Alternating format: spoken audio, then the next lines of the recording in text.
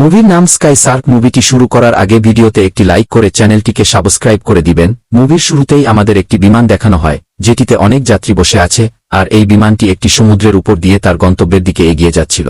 বিমানের সকল যাত্রীরা তাদের যাত্রা উপভোগ করছিল, কিন্তু তারা জানত না কত বড় বিপদ তাদের দিকে এগিয়ে আসছে।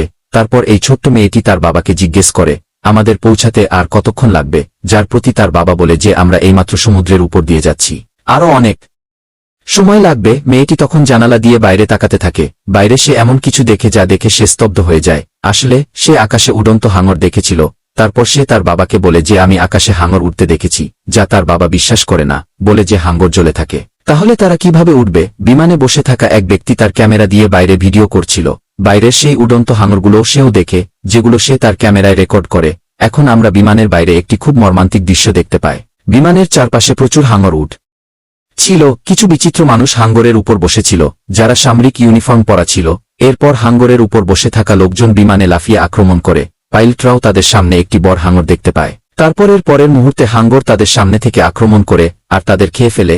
এখন হাঙ্গরের উপর বসে থাকা মানুষগুলো যখন বিমানের ভেতরে আসে, তখন আমরা জানতে পারি তারা সাধারণ মানুষ নয়, আসলে তারা জম্বি।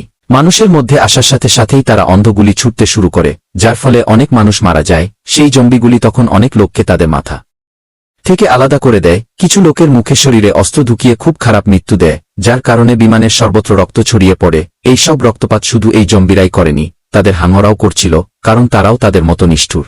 একটি হাঙ্গর একজন মানুষকে আক্রমণ করে আর তাকে নির্দয়ভাবে খেয়ে ফেলে। জম্বিরা এখনও থামে না। এরা কারো মাথা কেটে, কারো জিভ কেটে সবাইকে হত্যা করে। কয়েক মিনিটের মধ্যে তারা বিমানের এই ভয়াবহ দৃশ্য তৈরি করে। এখন দেখা যায় এতে করে বিমানটিও ধ্বংস হয়ে যায়, কারণ এইগুলি ছিল জম্বি, তাদের উদ্দেশ্য পূরণ হয়। আর পরে তারা এখান থেকে চলে যায়। এখন প্রশ্ন হলো, এই জম্বি আর হাঙ্গর কোথা থেকে এলো, আর কেন তারা এত নির্দয়ভাবে মানুষের উপর হামলা করছে? এ বিষয়ে আমরা পরে জানব। এখন এর পরবর্তী দৃশ্যে আমাদের নিউ ইয়র্ক সিটি দেখানো হয়, যেখানে আমরা একটি প্রাইভেট কোম্পানি দেখতে পাই যেটি আমেরিকান সেনাবাহিনীর জন্য কাজ করে। এই সেনাবাহিনীকে দেওয়া হয় পূর্ণ নিরাপত্তা, কমান্ডার ও সৈন্য। এখন আমরা এই কোম্পানির মালিককে দেখি, যার নাম রেক্টর। সে একজন অধ্যাপক যে দেখতে বেশ বয়স্ক, কারণ তার বয়স ছিল প্রায় 105 বছর। তারপর সে নিজেকে একটি অদ্ভুত ইনজেকশন দেয়, তাই কোম্পানির সিস্টেম তাকে বলে যে তার বয়স 105 বছরের পরিবর্তে মাত্র 7-5 বছর হয়েছে, যার মানে সে তার আসল বয়সের থেকে অনেক ছোট। এটা স্পষ্ট যে সে ছোট হয়েছিল, তাই এখন সে একটু চিল করতে পারে, যা সে 105 বছর বয়সে করতে সক্ষম হয়নি। এখন প্রফেসর রেক্টর সুস্থ হয়ে উঠেছে, তাই সে তার ছোট মেয়েকে নিয়ে বিমানে হামলার ভিডিও দেখে। আর এটি ছিল সেই ভিডিও যা প্লেনের যাত্রী তার ক্যামেরায় করেছিল, যাতে সে বুঝতে পারে যে কিছু অদ্ভুত শক্তি রয়েছে যা বিশ্বকে নিজের মতো করে চায়। সে বলতে চায় যে আমরা বিশ্ব শাসন করতে ফিরে এসেছি। এরপরে স্কিন কাট হয়ে একজন মহিলার কাছে আসে, যে অন্য কেউ নয়, প্রফেসর রেক্টরের বড় মেয়ে, যার নাম দেবলা। আসলে রেক্টরের কোম্পানি এই তুষারময় এলাকায় একটি খুব বড় জাহাজের সংকেত পেয়েছিল, যা চেক করতে দেবলা এসেছিল। কারণ কোম্পানির মতে এই জাহাজটি 100 বছরের পুরনো, যেটি অবশ্যই নাৎসি সেনাবাহিনী ব্যবহার করেছে। এই জাহাজটি অবশ্যই হিটলারের যুগের হবে। তারপর দেবলা সেই জাহাজে পৌঁছানোর সাথে সাথে তা দেখে বেশ অবাক হয়, কারণ এত বড় জাহাজ সে আগে কখনো দেখেনি। তারপর সে জাহাজের ভিতরে চেক করতে যায়। এখানে সে অনেক লাশ দেখতে পায়, যেগুলো রক্তে ভরা ছিল। পরের মুহূর্তটি দেখার সাথে সাথে সমস্ত জম্বি সেখানে এসে দেবলাকে আক্রমণ করে।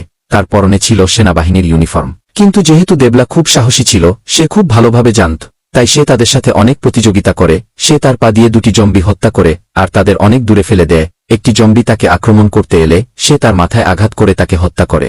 এরপরে যে সমস্ত জম্বি তাকে আক্রমণ করেছিল তাদের হত্যা করে সে জানত যে এটি একটি সাধারণ জাহাজ নয়। সে কারণে আড়াল হওয়ার সাথে সাথে সে এগিয়ে যায়। এখন দেবলার স্যুটে একটি ক্যামেরা ছিল, যার কারণে তার বাবা পরিচালকও এখানে সবকিছু দেখতে পারে। এখন সে যখন এগিয়ে যায়, তখন সে এক জায়গায় অনেকগুলো জাহাজ দেখতে পায়, যেটা ছিল অনেক পুরনো মডেলের, যার মানে এটাও স্পষ্ট যে সেটাও শত শত বছরের পুরনো।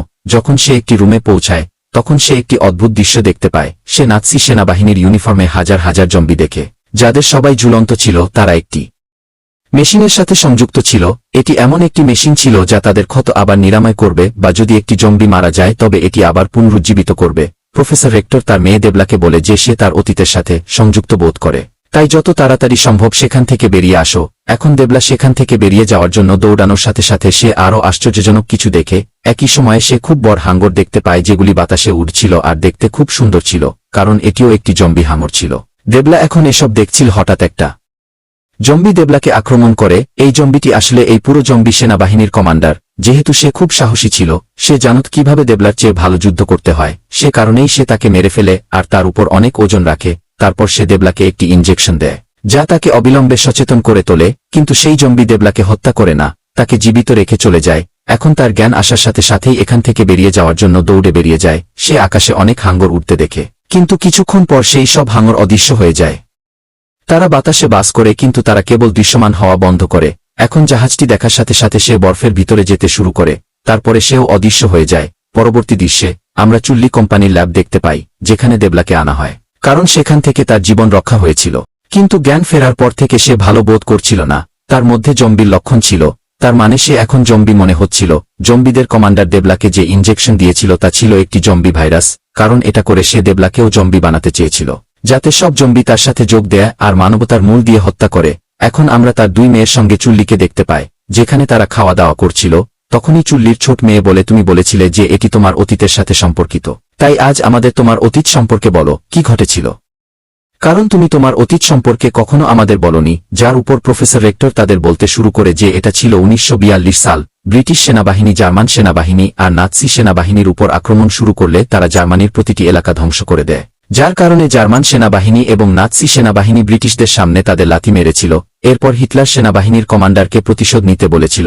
প্রফেসর রেক্টরকে একটি সিরাম তৈরি করতে বলুন, এমন একটি ভাইরাস যাতে একজন জীবিত ব্যক্তি নিষ্ঠুর হয়ে ওঠে, যার মৃতদেহ আবার পুনরুজ্জীবিত হয় আর জম্বিতে পরিণত হয়, যাতে ক্লান্তি ও ব্যথা ছাড়াই তারা ব্রিটিশ সেনাবাহিনীর মুখোমুখি হতে পারে আর সহজেই তাদের পরাজিত করতে পারে, যাতে জার্মান সেনাবাহিনী বিজয়ী হয়। যেহেতু আমি নাৎসি সেনাবাহিনীর সময় একজন বিজ্ঞানী ছিলাম, তাই আমি অবশেষে সেই সিরামটি প্রস্তুত করেছিলাম। কিন্তু চারদিক থেকে আমাদের উপর আক্রমণ হওয়ায় যুদ্ধের পরিবেশ ছিল খুব গরম, তাই সে সময় এই সিরামের প্রতিষেধক তৈরি করতে পারিনি। এমন একটি ওষুধ যা দিয়ে সিরামের প্রভাব দূর করে মানুষ আবার স্বাভাবিক হয়ে আবার আগের অবস্থায় ফিরে আসতে পারে। রাষ্ট্র তাড়াতাড়ি ভাইরাস প্রস্তুত করে কমান্ডার এটি ব্যবহার করার আদেশ দেয়, যার উপর রেক্টর তাদের তা করতে নিষেধ করে, কারণ এই ভাইরাস তৈরি হয়েছে কিন্তু এর প্রতিষেধক তৈরি হয়নি, যার কারণে সেই সমস্ত সৈন্য আর লোকদের এই সিরাম দেওয়া হবে যারা এই ভাইরাসে আক্রান্ত হবে। আবার আগের অবস্থায় নেওয়া যাবে না, যার কারণে তারা মানুষের জন্য হুমকি হয়ে উঠবে। কিন্তু সবকিছু জানা সত্ত্বেও কমান্ডার এটি ব্যবহার করার সিদ্ধান্ত নেয়, কারণ সে কারো জীবনের পরোয়া করে না, সে কেবল যুদ্ধে জয়ী হতে চায়। আর প্রফেসর রেক্টর তার ব্যাপারে হস্তক্ষেপ করায় তাকে বিদ্রোহ করার জন্য গুলি করে হত্যা করে। তাই প্রফেসর নিজেকে মরতে দেখে নিজের উপর সিরাম প্রয়োগ করে। এখন ব্রিটিশরা নাৎসি সেনাবাহিনীকে আবার আক্রমণ করে, যা নাৎসি সেনাবাহিনীকে আরও দুর্বল করে তোলে, কারণ তারা তখনও সেই সিরাম ব্যবহার করেনি। রেক্টর বলে 1945 সালে হিটলার মারা গেলে জার্মানির পরিস্থিতি আরও খারাপ হয়। এরপরে নাৎসি সেনাবাহিনী আর তাদের কমান্ডার অদৃশ্য হয়ে যায়। আমি এখানে আমেরিকাতে এসেছি মানবতা আর মানুষের ভালোর জন্য। তারপরে আমি এই সংস্থাটি তৈরি করেছি, কারণ আমি একজন ভালো মানুষ হতে চেয়েছিলাম। সিরাম তৈরি করার পর আমি আফসোস করেছি যে আমার হয়তো এটা করা উচিত হয়নি। সব শুনে প্রফেসরের দুই মেয়ে তার উপর খুব রেগে যায়। সেজন্য সে বলে, আজ যা কিছু ঘটছে আর সেই সময় যা হয়েছে তার জন্য তুমিই দায়ী। তুমি অনেক অন্যায় করেছ, প্রকৃতির সাথে তালগোল পাকিয়েছ, ঈশ্বরের মতো মানুষকে বদলাতে চেয়েছিলে আর মৃত্যুর পর মৃত মানুষকে জম্বি বানিয়ে অন্যায় করেছ। তাই এখন তুমি সবকিছুর সমাধান খুঁজে বের করো। তারপরে আমরা নাৎসি সেনাবাহিনীকে দেখতে পাই, যারা জম্বিতে পরিণত হয়েছে আর তারা নিউ ইয়র্কেও আক্রমণ করেছে, যা এখানে স্পষ্ট করে দেয় যে এখানে যে জম্বি আর্মি আর হাঙ্গর এসেছে তারা আসলে হিটলারের নাৎসি আর্মি, কারণ তারা 1945 সালে অদৃশ্য হয়ে গিয়েছিল, কারণ তারা এই ভাইরাস ব্যবহার করেছিল। নিউ ইয়র্ক সিটিতে এই সমস্ত ধ্বংসলীলা সংবাদে দেখানো হয় আর এই আকস্মিক হামলার কারণে প্রচুর লোক মারা যায়। এখন এখানে জম্বি নাৎসি সেনাবাহিনী লন্ডন, জাপান, কানাডা আর চীন সহ আরও অনেক দেশে আক্রমণ করে। উপরন্তু হাঙ্গর আকাশে উড়ন্ত সমস্ত বিমান ধ্বংস করছিল, যেমন তারা শুরুতে করছিল। এতে করে সব ফ্লাইট বন্ধ হয়ে যায়, মানে বিমান চলাচল বন্ধ হয়ে যায়। এই সমস্ত পরিস্থিতি দেখে পরিচালক একটি ভিডিও কলে আমেরিকান জেনারেলের সাথে দেখা করে, কিন্তু পরে এই বৈঠকে রাষ্ট্রপতি, অফিসার, সার্কের ডাক্তার সহ আরও অনেক লোক যোগ দেয়। এখন এই ডাক্তারদের একজন বলছে যে হাঙ্গররা বাতাসে উঠতে সক্ষম, কারণ তাদের উপর একটি পরীক্ষা করা হয়েছে, যাতে তাদের শরীরের কিছু অংশ পরিবর্তন করা হয়েছে যাতে তারা বাতাসে পানি থেকে উঠতে সক্ষম হয়। এই অভিজ্ঞতা অনেক বড়, যেখানে হাঙ্গরগুলি পুরো সিস্টেমকে উল্টে দিতে সক্ষম হয় আর তারা আকাশে বাস করতে সক্ষম হয়। এছাড়া তাদের শরীরে যে ইঞ্জিন বসানো হয়েছে, যার সাহায্যে তারা মাটি থেকে 4000 ফুট উচ্চতায় উঠতে পারে। পরীক্ষা নিরীক্ষার কারণে হাঙ্গরের শরীর এতটাই শক্ত আর শক্তিশালী হয়ে উঠেছে যে কোনো গুলি বা বিস্ফোরক তাদের শরীরে প্রভাব ফেলবে না। আমরা যদি তাদের মারতে চাই, তবে আমাদেরকেও তাদের মতো প্রাণী আর দানব বানাতে হবে, যা আমরা নিয়ন্ত্রণ করব আর আক্রমণ করব। একথা শুনে অফিসাররা বিকার করে তারা বলে যে এটি একটি ভালো সমাধান নয়, যেখানে আমাদের একটি রাক্ষসকে হত্যা করার জন্য অন্য রাক্ষস তৈরি করতে হবে, কারণ সেই রাক্ষস যাকে আমরা নিয়ন্ত্রণ করব তা যদি আমাদের নিয়ন্ত্রণের বাইরে থাকে তবে আমরা কি করব। কিন্তু মার্কিন প্রেসিডেন্ট আর জেনারেল এটা করার অনুমতি দেয়। তারা রেক্টরকে বলে যে তাদের সবাইকে হত্যা করার জন্য আপনার কাছে একটি রাক্ষস তৈরি করার অনুমতি রয়েছে। বিমানবন্দরে দেখা যায় অনেক দিন পর ফ্লাইট খোলা থাকায় অনেক ভিড় ছিল, আবার ফ্লাইটে দেরিও হয়েছে। এতে সেখানে বসা যাত্রীরা খুবই ক্ষুব্ধ।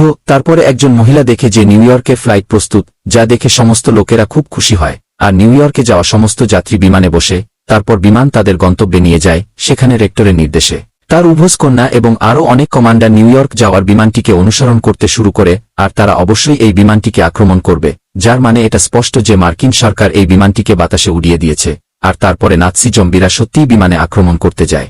বিমানের সব যাত্রী কোনো বিপদের কথা ভেবে সেখানে বসেছিল। তারপরে লোকেরা আকাশে জম্বি আর হাঙ্গর দেখতে শুরু করে, যা দেখে বিমানে গোলমাল লেগে যায়। মানুষ খুব ভয় পেয়ে যায়। এর সাথে সাথে জম্বি আর হাঙ্গররাও বিমানে আক্রমণ করে। আর প্রতিবারের মতো এবারও তারা অন্ধগুলি করে প্রথমে মানুষকে হত্যা করে, তারপরে তারা কারো চোখ ভেঙে দেয়, কারো পেট কেটে দেয়, আর খুব নির্দয়ভাবে মানুষ হত্যা শুরু করে। তারা সমস্ত যাত্রীদের মাথা আলাদা করে দেয়। এরপর বিমানটিতে আগুন ধরিয়ে দেওয়া হয়, যা দেখে তা সম্পূর্ণ ধ্বংস হয়ে যায়। কিছু লোক যারা বেঁচে গেছে তারা বিমান থেকে পড়ে গেছে। কিছু দরিদ্র লোক জম্বিদের দ্বারা শিকার হয়। এখন বিমানটি সম্পূর্ণরূপে ধ্বংস হয়ে মাটিতে পড়তে শুরু করে। দ্বিতীয় প্লেনে কমান্ডার রেক্টরের মেয়েকে একটি বাক্স দেয়। সে বলে একটি প্রতিষেধক আছে, রেক্টর এটি তৈরি করেছে, কারণ সে অনুভব করেছিল যে এটি হতে পারে দেবলাও জম্বি হয়ে যায় আর তার নিয়ন্ত্রণের বাইরে চলে যায়। এরপরে তার মেয়ে তার বাবা রেক্টরের সাথে কথা বলে। সে বলে যে তুমি যদি এই প্রতিষেধকটি আগে তৈরি করতে তবে আজ হয়তো সবকিছু ঠিক হয়ে যেত, পৃথিবী এত বিপদে পড়ত না। আর আজ কি করলে, তুমি নিরীহ মানুষকে জম্বি বানিয়েছ আর অনেক অন্যায় করেছ। যার উপর রেক্টর বলে, হ্যাঁ আমি একমত যে আমরা খুব খারাপ সিদ্ধান্ত নিয়েছি, কিন্তু এটা করা ছিল আমাদের অসহায়ত্ব। এটি ছাড়া আমরা কখনই জম্বিদের কাছে পৌঁছাতে পারতাম না। আর এখন যেটা করতে যাচ্ছি সেটা কখনো ভাবিনি, কারণ এটি খুব কঠিন। এমন হতে পারে যে আমি কাউকে শয়তানে পরিণত করব। এখন তারা কথা বলছিল যে নাৎসি জম্বিরা তাদের প্লেনে পৌঁছেছে। তারা তাদের আক্রমণ করার জন্য প্রস্তুত ছিল যে দেবলা একটি জম্বি হয়ে যায় আর বিমানের দরজা খুলে দেয়। এরপরে সমস্ত জম্বি প্লেনের ভিতরে আসতে শুরু করে, ভেতরে ঢুকেই সবাইকে আক্রমণ করে। যদিও কমান্ডাররা জম্বিদের সাথে প্রতিদ্বন্দ্বিতা করে, কিন্তু তারা খুব বিপজ্জনক হওয়ায় তাদের সাথে লড়াই করা এত সহজ ছিল না। এই কারণেই জম্বিরা সমস্ত কমান্ডারকে তাদের শিকারে পরিণত করে, যখন বাইরের হাঙ্গরাও বিমানটিকে ধ্বংস করছিল। এর মানে হলো যে নাৎসি জম্বিরা তাদের সম্পূর্ণভাবে পরাস্ত করেছে। এখন দেবলা যে পুরোপুরি জম্বিতে পরিণত হয়েছিল সে কমান্ডারের নেতাকে গুলি করে। এরপরে সে অন্যান্য কমান্ডারদের সাথে লড়াই শুরু করে। এটা দেখে রেক্টরের মেয়ে দ্রুত প্রতিষেধক বের করে তার বোন দেবলার গলায় পরিয়ে দেয়। এবার প্লেনের বাইরের দিকে তাকায়, যেখানে হঠাৎ একটা খুব বড় হাঙ্গর দেখা যায়, যেটা হাঙ্গরের চেয়ে অনেক বড় আর শক্তিশালী। সে এখন একে একে সব জম্বি হাঙ্গরকে হত্যা করছে। তারপর আমরা জানতে পারি যে এই হাঙ্গরটি আসলে রেক্টর দ্বারা তৈরি আর সে এটি নিয়ন্ত্রণ করছে, কারণ সে বলেছিল যে আমিও রাক্ষসে পরিণত হব, অর্থাৎ সে রাক্ষসদের হত্যা করার জন্য নিজেই রাক্ষস হয়ে গেছে। রেক্টর হাঙ্গরকে নিয়ন্ত্রণ করে আর বুলেট ও বোমা দিয়ে তাদের হত্যা করে। অন্যদিকে সেই হাঙ্গরটি এত বড় ছিল যে এটি বাকি হাঙ্গরগুলিকে খেতে শুরু করে। বিমানের সমস্ত কমান্ডার একসাথে জম্বিদের হত্যা করে। প্রতিষেধকের জন্য দেবলাও সম্পূর্ণ সুস্থ হয়ে যায়। সমস্ত মৃত জম্বি হাঙ্গর পানিতে পড়তে শুরু করে। এটা দেখে আর্মি জেনারেল খুব খুশি, কারণ সে এটা দেখতে আগ্রহী ছিল। এটি দেখে রেক্টরও খুশি হয়, কারণ সে জম্বিদের বিরুদ্ধে যে মিশন শুরু করেছিল তা সফল হয়। এরপরে আমরা আবার নাৎসি জাহাজ দেখতে পাই, অর্থাৎ সেই একই জাহাজ যা আমরা শুরুতে দেখেছিলাম, যেটিতে দেবলা গিয়েছিল। জাহাজে প্রচুর জম্বি ছিল, কারণ এটি ছিল নাৎসিদের পুরো সেনাবাহিনী, যাদেরকে তাদের কমান্ডার দ্বারা বিশ্ব ধ্বংস করার নির্দেশ দেওয়া হয়েছিল। এটি এখানে স্পষ্ট করে যে রেক্টর আর তার দল সেই জম্বি আর হাঙ্গরদের হত্যা করে এই যুদ্ধে জয়ী হয়নি। তবে আসল যুদ্ধ এখন শুরু হবে, আর এই যুদ্ধটা হবে অনেক বড়, কারণ দুই দিকেই রাক্ষস থাকবে আর রেক্টর তাদের মারার জন্য একের পর এক রাক্ষস তৈরি করবে, কারণ সে একজন বীজ রানী। তার এমন ক্ষমতা আছে যে সে বুড়ো হবে না আর কখনো মারাও যাবে না। সে ভাইরাসে নিজের সিরামও রেখেছিল, যার পরে সে প্রতিষেধক দিয়ে নিরাময় করেছিল। তবে তার আলাদা ক্ষমতা ছিল, আর এখন সে ইনজেকশন আর হ্রাস করতে থাকে তার জীবন। আর সে যেমন সিদ্ধান্ত নিয়েছিল সে বিশ্বকে সাহায্য করবে, সে মানবতাকে বাঁচাবে, তাই এখন সে এটি করার জন্য যা কিছু করছে। এর মাধ্যমে এই ছবিটি এখানেই শেষ হয়।